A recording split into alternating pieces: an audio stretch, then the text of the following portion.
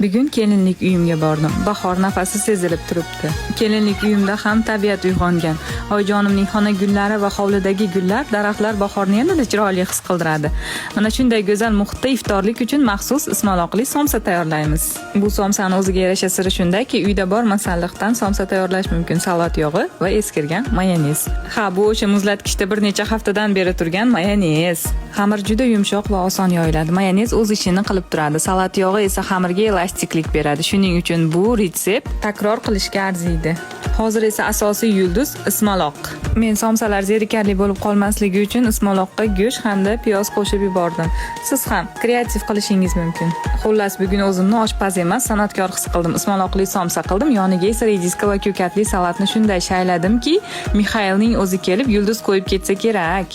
Smetana bilan aralashtirgandim, shunaqangi mayin bo'lib ketdiki, rediska ham o'zini achchiqligini unutibdi.